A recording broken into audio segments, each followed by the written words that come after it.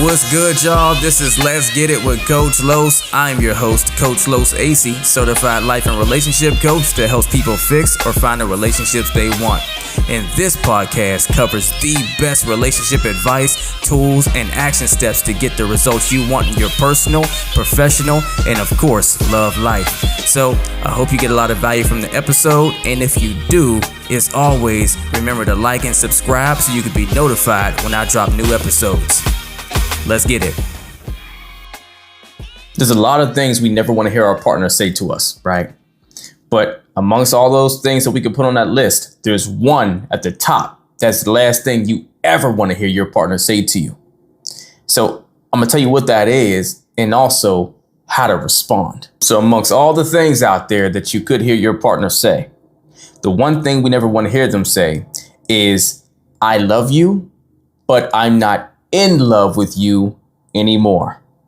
I mean, like I could just feel the wind leaving my chest if I were to hear that, right? And I'm sure you could resonate with that as well if your partner ever says that to you or has said that to you. If you've experienced it in the past with an ex, maybe, right? That they just weren't in a romantic love for you anymore, to where they still have love for you, but it's not the love you want to have with them. They don't see you as their person anymore. They just see you as someone they care for.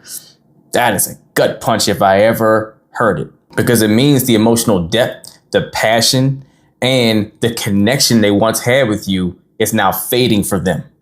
And it's like watching something that you love and you've breathed life into die in front of your eyes. And to think that you are the source, right? Because the first thing we think is, it's something on my end as to why you stopped being in love with me, right? I mean, it's hard to not naturally assume that or feel like, wow, you're rejecting me, the person. This also often means they're mentally checked out of the relationship, but they're hesitant to fully leave, right? Like maybe they feel like they're prepared to go, but there's maybe a few things they're holding on to not walk away just yet. And more often than not, when they say something like that to you, they're trying to hold on to not wanting to hurt you and not wanting you to, take it really bad. And they don't want to feel like a bad person for leaving. All things that still doesn't do well for you, right? Because you feel this sense of now just like pity towards you, and that feels even worse. And then you wind up doing something you never should out of impulse and just reflex, and you panic and you chase your partner, which only makes the situation worse, because whatever reason they feel they were going to walk away. And let's be clear here. If your partner is now expressing to you they're not in love with you any longer, right? What it's saying, or even if it's on a subconscious level, right? But they're probably consciously aware of this. They don't see the value in you anymore in a romantic light. Might see you as a good person still, but they don't get those butterflies for you anymore, right? They don't see it. And so if you start panicking and start trying to chase them and hold on to them, it starts to reaffirm that belief, right? They'll start feeling reassured that, yeah, I got it right. This person is not of the value stature I wanted them to be romantically involved with them any longer.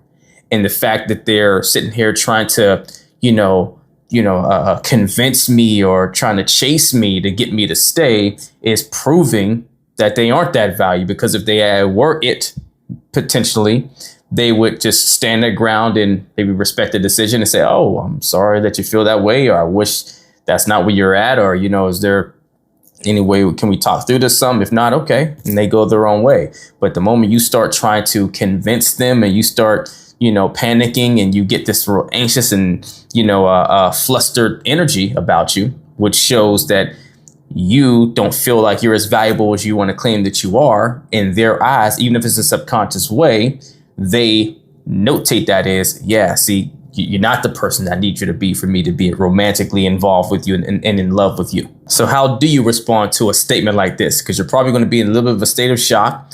You're going to be confused, probably feel hurt, a lot of things.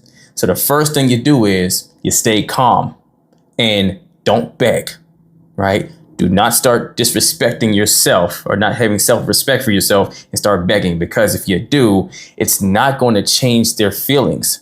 If anything, it's probably going to push them further away, make them double down on the decision, right?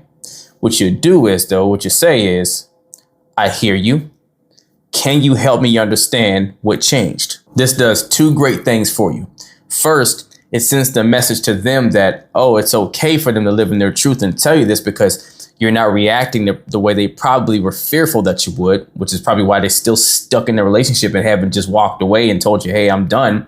Right. And they're telling you this, that they're not in love with you anymore to kind of prepare you, because they probably expect you to get really upset, really flustered and start, getting high in anxiety and start doing all the nervous type of things, right? The begging and the pleading or just being hysterical and all the stuff, right? Super emotional. They're probably expecting that. So if you stay calm, then now you give them a sense of a reason to be calm and also feel more confident and reassured that, oh, I can live in my truth here. I can actually be honest and speak what's going on for me because they're handling this well so far, right?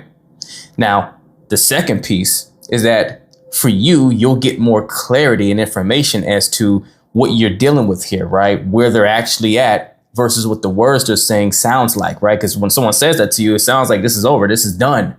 But it may not be, and you may be able to actually get more insight to understand, okay, hey, where are you at and why you're saying that? Where's it coming from? So maybe it might be something that can be addressed or can be talked through, or that will give you more reassurance that, oh, okay, this is something that can be turned around versus you panicking and try to just get them just to change their mind. And that sets you up for the second thing you need to do, which is ask direct, clarifying questions. Now we're in space of trying to get clarity from this now.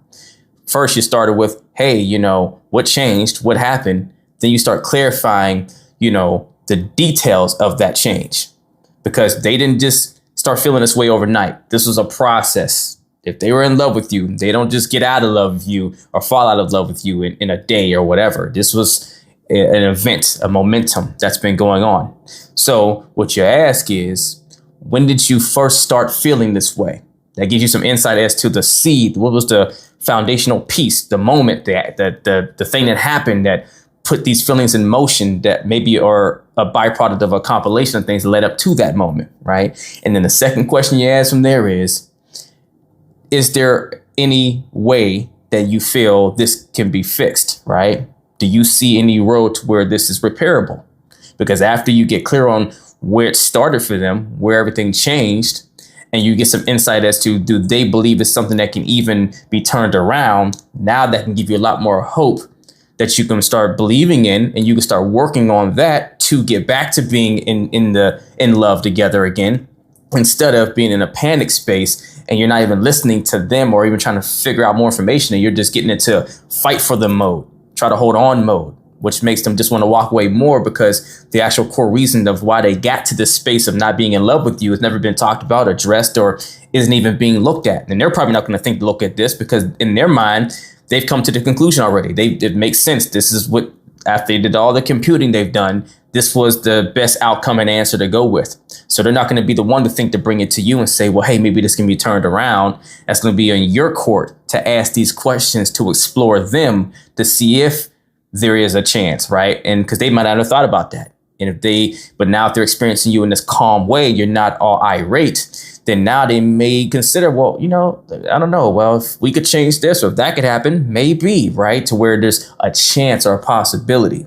Not saying it's going to 100% turn around and be that, but it puts you in a way better position to salvage something that has been built that is significant. Because here's the thing. People may be able to fall out of love with you, right?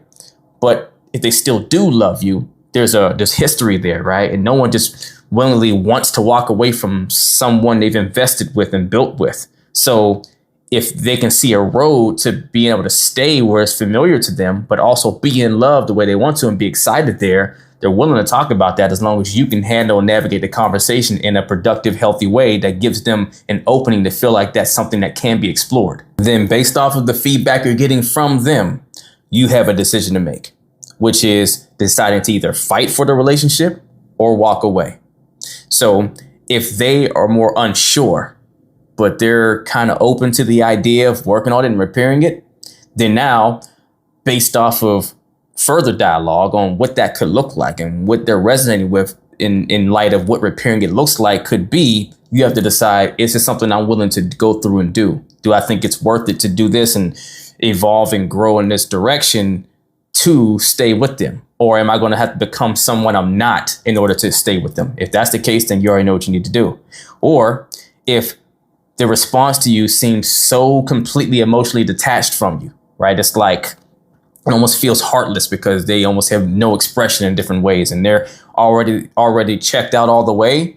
Then trying to hold on to them is only going to hurt you and them more going forward, right? And you're better to cut your losses and walk away from there. So if you're willing to fight for it, then what you say is, if this can be worked on, I'm willing. But if you've already decided, if you know in your heart that this is a done deal, then I won't hold you back. I'll respectfully step aside and I wish you the best, right? I still got love for you. I wish you the best, right? One or those other lanes. And you got to ask, which is it for you, right? Hey, which side are you sitting on? You know, what do you decide? Where are you at? Do you really, think that this is done and there's just no hope? Or do you see there is, maybe we don't know exactly what it is, but is there a road somewhere that you can imagine that we can get back to where we were, right? And you have to get a clear answer from them. It can't just be left in the space of the, I don't know and I'm not sure. If they're still left in the space of, I don't know, I'm not sure, and I just need more time to think on it. If you want, maybe you give them a day, maybe two. But if they don't give you something clear and concise at that point, now you need to make the call. And that call needs to be the walk away for you, right? And for them. You have to make that decision, because if someone is extremely indecisive about wanting to be with you and still claiming you, then you're playing Russian roulette with your heart at this point. Because now they're not a stable place to place your security for yourself and trust with your emotions with them. Not saying they'll try to hurt you or harm you, but you're putting yourself out there in a vulnerable way to continue to be on this edge. And now you'd be sitting there every day counting the minutes and waiting for their decision and all this other stuff. And it just creates a real toxic sense of anxiety and imbalance in an environment that's not in harmony for you. Right. So if they're still in question or in limbo about choosing you, then the choice has kind of been made. Right. You need someone that is absolutely certain about you. And if they're having questions in some regard, they should be either trying to work through it with you or try to figure it out. And maybe they have been for a while and they got into this point. Well, OK, then they got into this point. Then this means they're checked out if they can't give you an answer. But never sit in limbo about how someone feels about claiming you and committing to you or not being committed to you, because that just causes a gray area for a whole bunch of toxic stuff to happen. And you don't deserve that, and nor do they. Neither of you wants that. So ultimately, if your partner's love for you has faded, the worst thing you can do is desperately try to reel them back in. Right. Instead, focus on understanding the truth, respecting yourself, respecting their decision, and deciding what you want moving forward. Especially if they're still indecisive, you decide what you're going to do. You make the call for yourself, right? You have to always honor and respect yourself. You have to love yourself more than anyone else, first and foremost. And sometimes that means you making the hard call when your partner's struggling too, because it's going to benefit honoring your value, because you don't deserve to be in limbo. Right. You don't deserve to, just be at someone's mercy of making this final decision without your control in there at all. Right. It's fair. Look, it's in their court to be able to choose whether they want to stay or not. You can't knock them for that. But you don't have to just sit there and wait to be, a byproduct of their choice.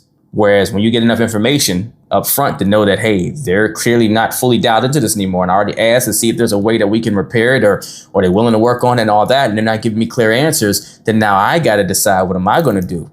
For me, it's going to hurt either way. But I'll at least be able to sleep better or be more at ease knowing that I made the call for me, even though it was a painful decision that had to be made, so I can be clear and have clarity of what I'm doing next and not sitting here trying to figure out, well, do I continue to work towards our investing into each other's lives, or do I start figuring out how to go my own direction, right? Make that call for yourself. Don't wait for them to make it if they're indecisive about making it. If you're in a situation like that and you need help building your skill sets, your muscle and your confidence too, make the call for yourself so you can stop sitting in a space of anxiety and never feeling secure. Then email or DM me the word coaching and we will get to work as long as you're truly ready to put that work in. If you're not ready for one-on-one coaching, don't have the time, space, or maybe even the resources for that, then at least email or DM me the word revival to join my Relationship Revival Hub community, where you can learn the same things I teach my clients one-on-one at your own pace on your own time. Either way, do something to get in the race. Let's get it.